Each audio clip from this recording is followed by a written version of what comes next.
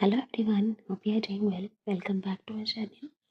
Today we are going to practice cross test for upcoming examinations. Cross test की practice करेंगे जो आपके आने वाले एग्जाम्स, MTS एग्जाम्स और अदर एग्जामिनेशंस के लिए भी यूजफुल रहे. So let's start. Let's start with the first one. अब एक बार cross test कंप्लीट कीजिए और फर्स्ट प्लान अटेम्प्ट कीजिए.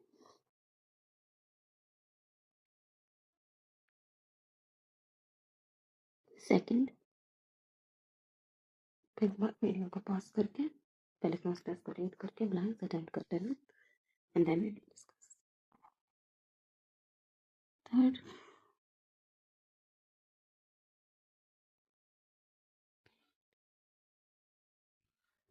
फोर्थ,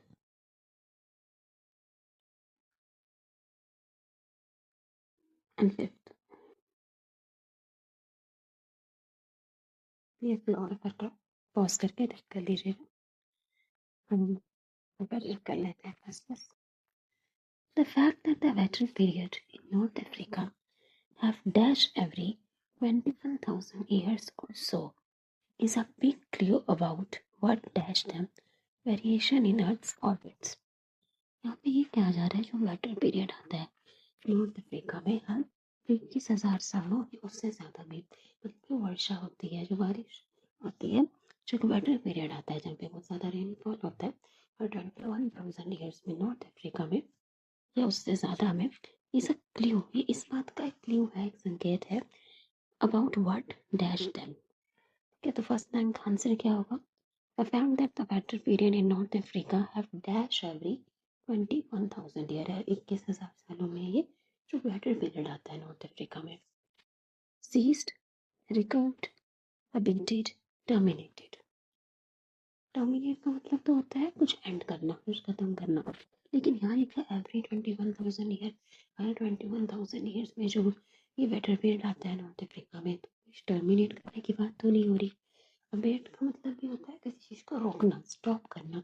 और यहाँ पे तो एक रेगुलर एक्टिविटी की बात की जा रही है कि हर 21,000 ईयर्स में रीअकर होता है, बार बार होता है वेटर पीरियड. तो ये भी नहीं होगा आंसर. आंसर हो जाएगा रिकर्ड. रिकर्ड मतलब जो रेपिटेशन होती है वेटन पीरियड की नॉर्थ अफ्रीका में हर 21,000 ईयर्स या उसके आसपास. सीज का मतलब तो होता है कि चीज़ कैप्चर कर लेना, जब्त कर लेना. तो ये भी नहीं होगा. आंसर हो जाएगा रिकर्ड. नेक्स्ट देखिए, is a clue about what dash them variation in Earth's orbits. What delegates them, debates them, beats them, causes them. Wetter period आ रहा है 21,000 ईयर आसपास नॉर्थ अफ्रीका में. तो इस बात का क्ल्यू देता है about what dash them. Delegate करता है. डेलीगेट तो कहा जाता है, प्रतिनिधि को कहा जाता है. ये डेलीगेशन का मतलब होता है रिस्पॉन्सिबिलिटी डिवाइड करना. तो ये यहाँ पे ये बात तो होने रही. डिबेट की भी बात नहीं कर रहे. बिड या फिर कॉजेस,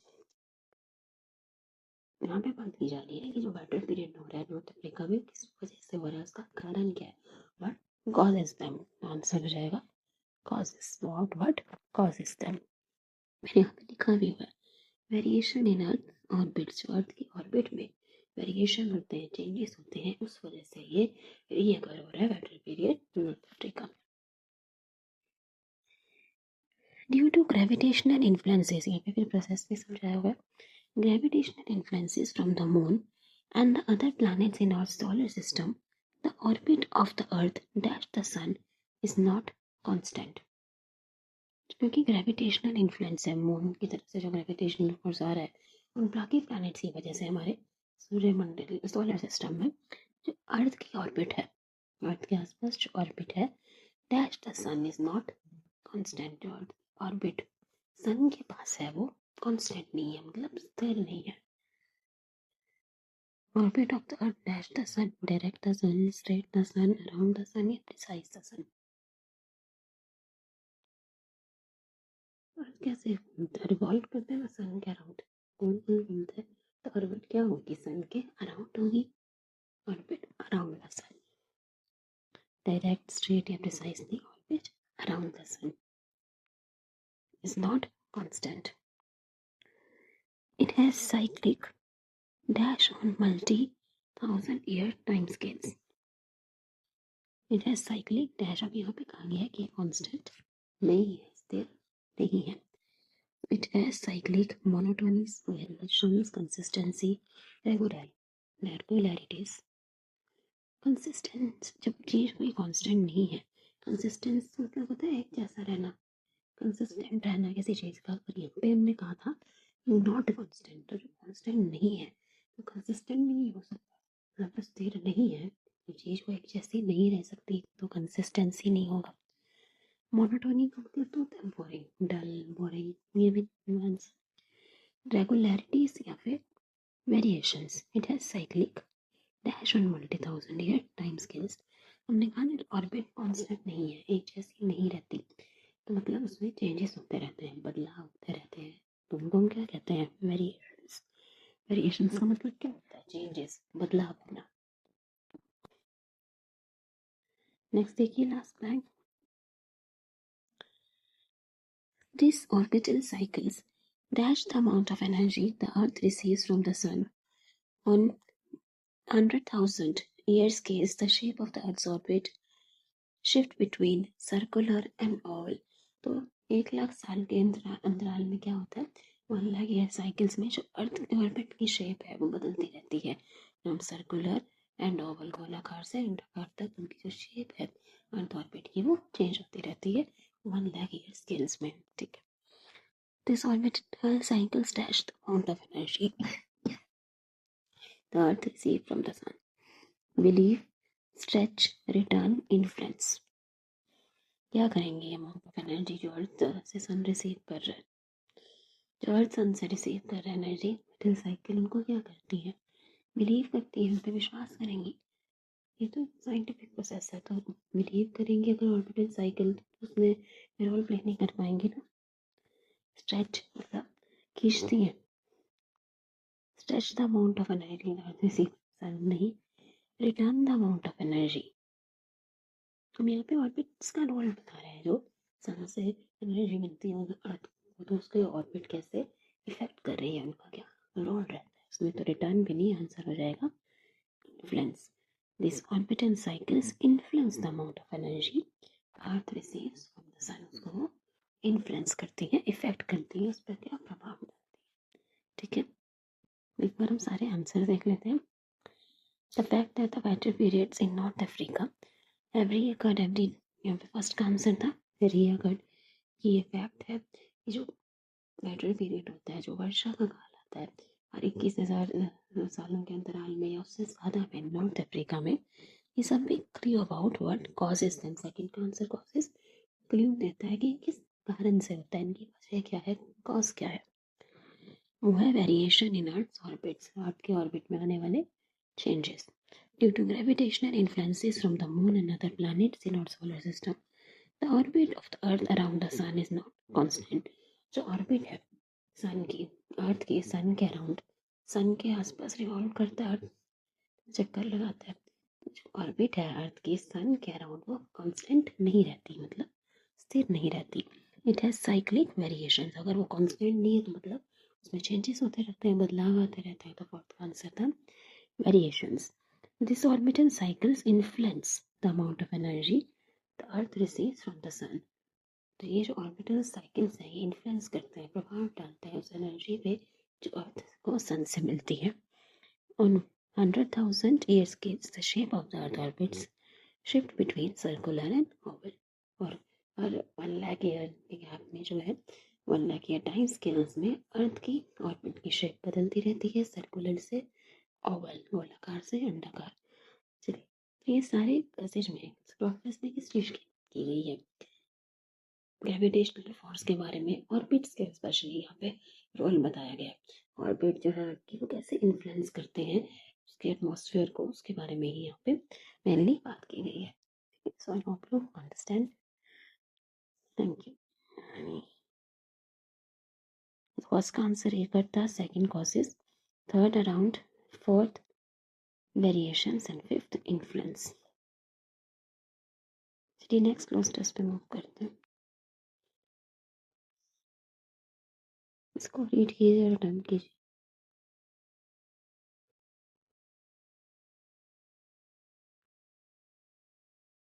फर्स्ट का आंसर क्या होगा? Second,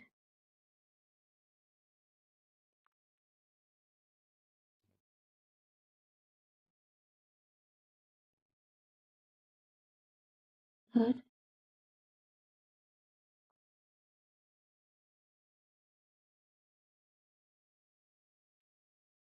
fourth,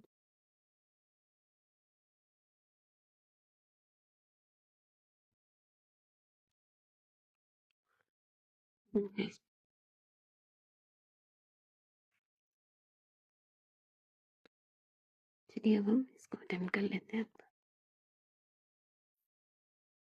the volume of T imports into the colonies rose dash a fast rate in the 4 years up to the Boston Tea Party.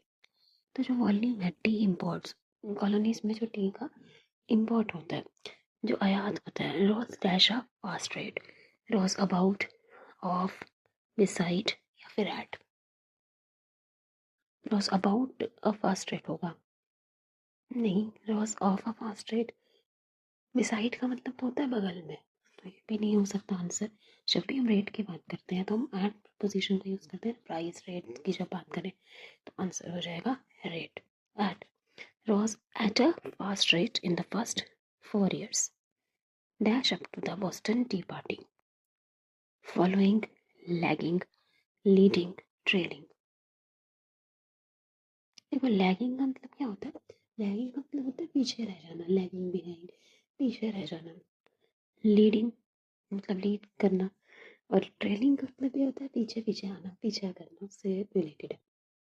तो यहाँ पे बात की जा रही है कि जो टी इम्पोर्ट की वॉल्यूम थी वो रॉस हुई, मतलब बड़ी है ना, रॉस हुई, बड़ी है। टी इम्पोर्ट की जो वॉल्यूम है उसमें इंक्रीज आया है, रेस हुआ है।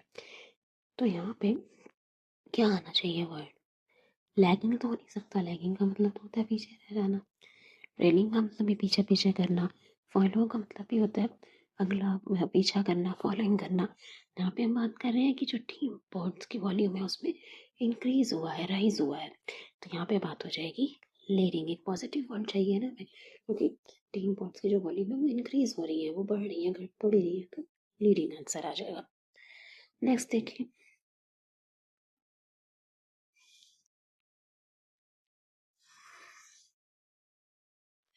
दे वेंट फ्रॉम, कितनी वॉल्यूम इंक्रीज हुई उसके बारे में बताया जा रहा है। दे वेंट फ्रॉम 55 टन्स इन 1770, तब की बात कर रहे हैं, which was close to the amount dash in the harbor, to 370 tons per year the tea was dumped. There was an increase of almost 7 times. तो कितना अमाउंट इंक्रीज हुआ? 55 ton से 370, तो अबाउट 7 टाइम्स, मतलब 7 गुना का बढ़ोतरी हुई इसमें। They went from 55 tons in 1770, which was close to the amount dash in the harbor। अब यहाँ पे क्या आएगा? Elevated, upheld, foster, dump। Elevate मतलब बढ़ाना, बढ़ा देना।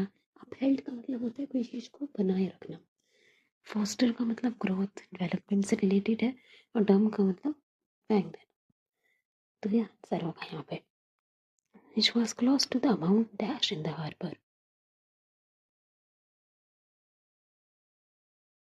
यहाँ पे थोड़ा सा आगे बढ़ो, amount dash in the harbor to 370 tons per year the tea was dumped। तो यहाँ में आगे आंसर दिया ही है, तो उसमें ज़्यादा सोचना नहीं है। अगर आगे 2-3 सेंटेंसेस पढ़ोगे तो आंसर मिल जाएगा। हाँ, तभी हम कहते हैं कि पहले आप एक बार टेस्ट रीड कर लीजिए, कुछ आंसर से पढ़ते पढ़ते ही मिल जाते हैं। तो आंसर यहाँ डम्ड हो जाएगा।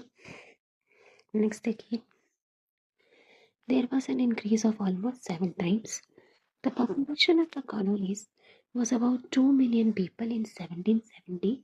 में पॉपुलेशन कितनी थी? 2 million. And didn't dash much in the 4 year period। Condense, shrink, expand, constrict.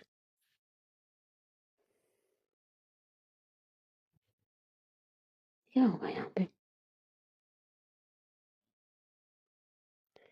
जो पॉपुलेशन थी 1770 में वो 2 मिलियन पीपल थी, और वो 4 साल में वो ज़्यादा बढ़ी भी नहीं।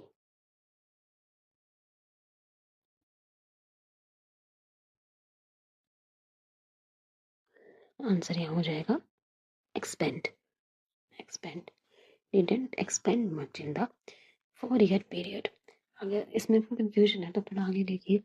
Basic economies tell us this dash increase in supply without more customers meant that the price of tree had to fall। तो यहाँ पे क्या इंक्रीज टू ही सप्लाई में विदाउट मोर कस्टमर्स, मतलब ऐसा नहीं कि सप्लाई इसलिए बढ़ी कि कस्टमर्स ज़्यादा हो गए थे, कस्टमर्स के ज़्यादा होने की वजह से सप्लाई बढ़ी। तो यहाँ पे क्या होना चाहिए, पॉपुलेशन इंक्रीज नहीं हुई, पॉपुलेशन इंक्रीज हो गई होती, यहाँ पे पॉपुलेशन अगर इंक्रीज हो गई होती तो फिर कस्टमर ज़्यादा हो जाते। शुरू पे भी लिखना था पॉपुलेशन डिडंट एक्सपैंड मच, मतलब पॉपुलेशन ज़्यादा नहीं बढ़ी है, पे ये कहा जा रहा है।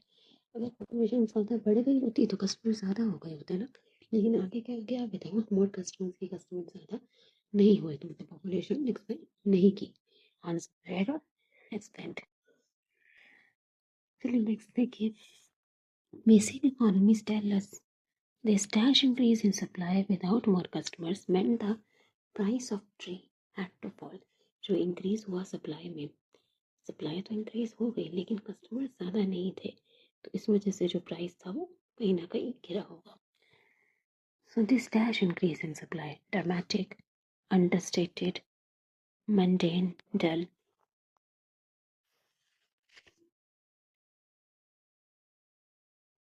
अंडरस्टेटेड, ये जो एक सप्लाई में इंक्रीज हुआ 55 से लेकर के 370 टन, ऑलमोस्ट 7 टाइम्स, तो ये अंडरस्टेटेड तो नहीं है ये इंक्रीज। मंडेन और डल का मतलब होता है बोरिंग, दोनों का ही मतलब होता है। बोरिंग तो मंडेन हो सकता है, डल भी हो सकता है, तो ये दोनों ही नहीं होंगे। आंसर हो जाएगा ड्रामेटिक। दिस ड्रामेटिक इंक्रीज, जो इंक्रीज हुआ एकदम से 7 गुना की बढ़ोतरी हुई। चलिए एक बार आंसर देख लीजिए। The volume of tea imports into the colonies rose at, first का answer at, second leading, third का डाउन, फोर्थ का एक्सपैंड एंड फिफ्थ ड्रामेटिक।